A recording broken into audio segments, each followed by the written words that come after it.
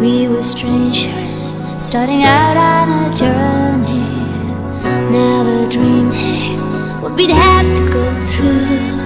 Now here we are, and I'm suddenly standing at the beginning with you. No one told Me, ikaw muna, ano? Marriage for me is yung start ng talaga ng relationship, and doon nag-start yung family. Doon mo rin talaga may kilala yung tao kasi yun, sa pag nag-live together na lang daw kayo, malaman talaga yung totoong attitude ng tao. And sa Philippines, di naman usually talaga nag-live in yung couples unless married na.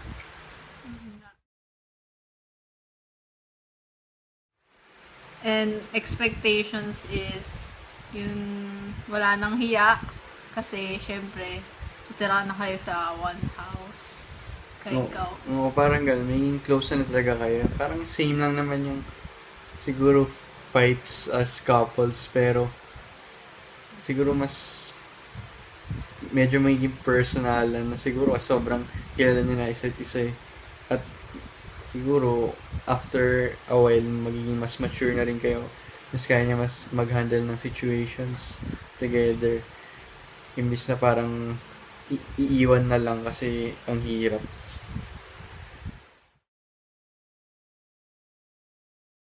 Siguro examine yourself. Minsan ikaw kung naman may problema, hindi naman siya. So, Parang Ganun. ganun lang, hindi naman sobrang naging selfish. Sobra kami para yun, understand mo rin naman na may ibang situations yung isa't isa. Qualities. Qualities niya. So, it's really important yung parang understandingness kasi yung mga nag-matter kasi maging parang one-sided yung lagi yung mga arguments or yung field of vision ng isang tao kasi hindi niya inintindi yung inisip nung iba yung ako. Tapos mabait, tapos hindi naman siya harsh sa mga tao. Yun, nakikita mo rin naman na kung paano niya treat yung mga waiter, kung paano talaga siya sa totoong buhay. Plus, siguro yun, nag-share ng same hobby, kaya okay, fun for me kasama and stuff. So, ganun din. Tapos mapasensya and ano pa, lahat na ng mabuti. Actually, wala naman masamang lahat ng qualities, good or bad, accept ko na lang. Yun lang. No one told me I was going to find you. Unexpected, what you did to my heart. When I lost hope, you were there to remind me this is the start.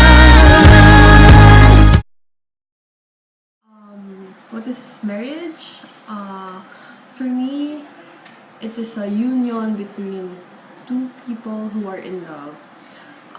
Kailangan ng love, syempre, para mag-stick ka dun sa relationship because it is a lifelong commitment. Of course, yes. I won't waste my time being in a relationship pag hindi naman siya for lifetime commitment. Syempre, investments din yun. Diba? Hindi yun. Joke lang.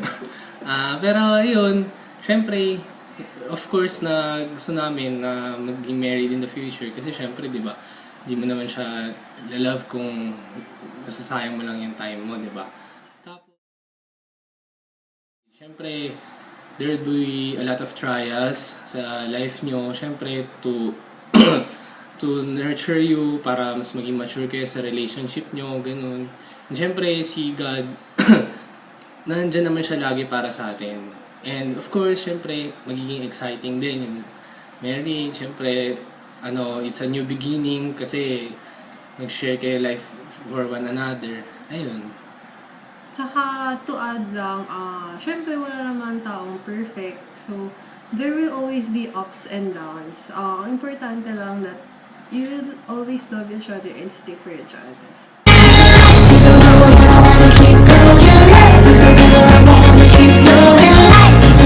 Now and forever, wonderful journey. I'll be there when the world stops turning. I'll be there when the storm is through.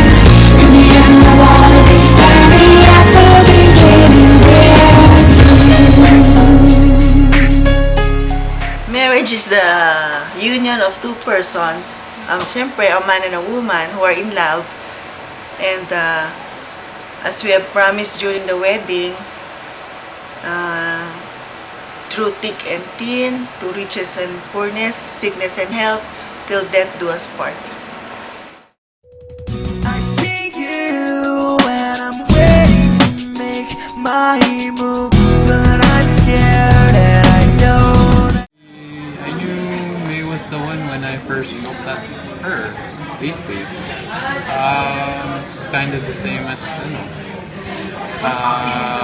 love at first sight.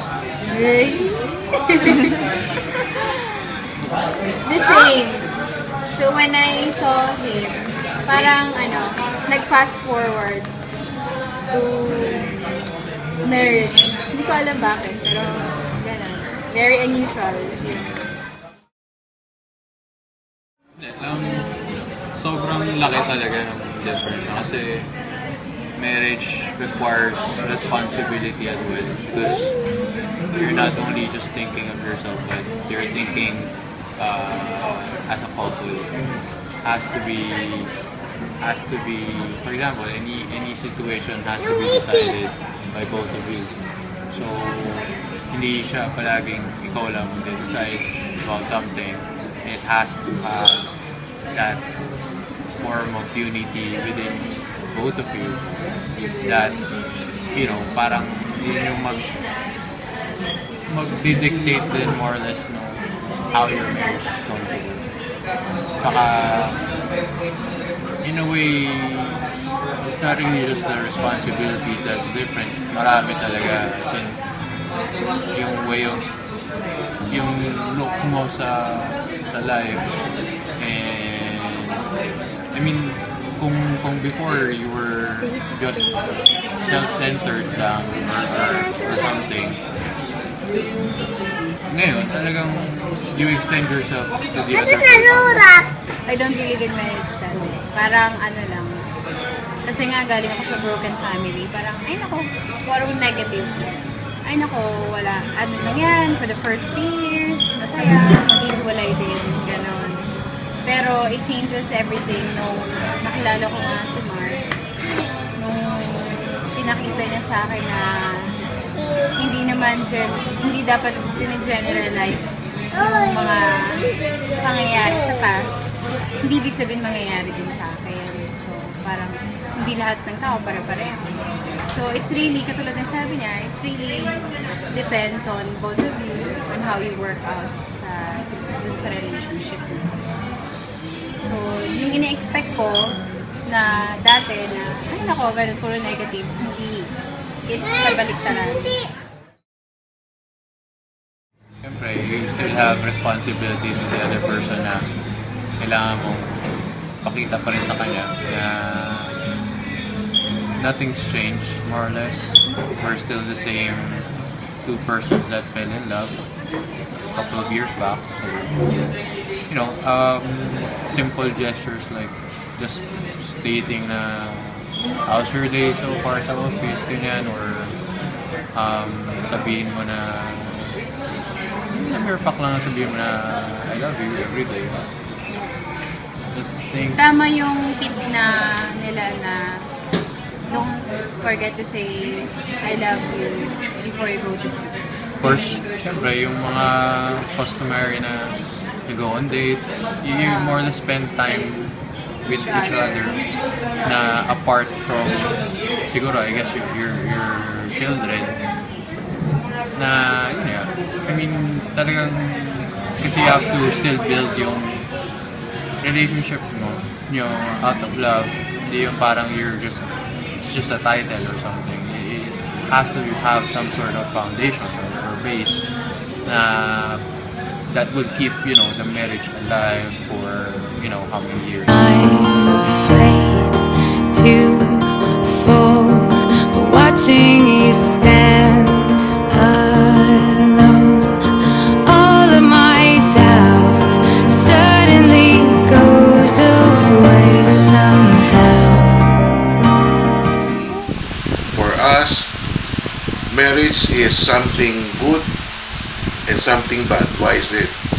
The bad things first.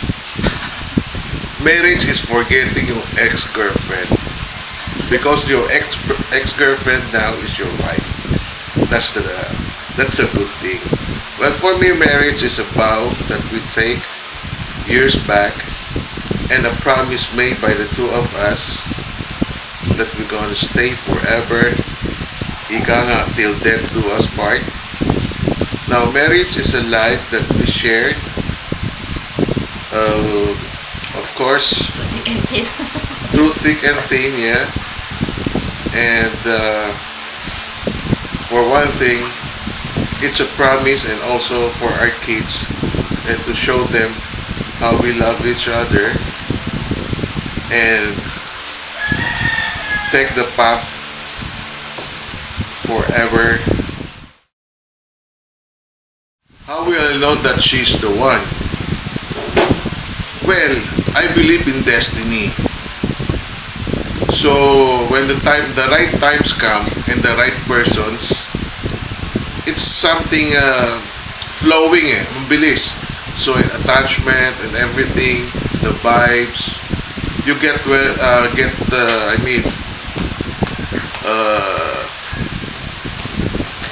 get the correct connections immediately, and you will feel something like eto na.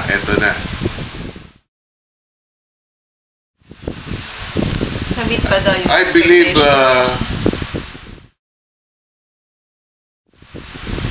marriage is somewhat adjustment in life. Ika nga, dapat dyan give and take.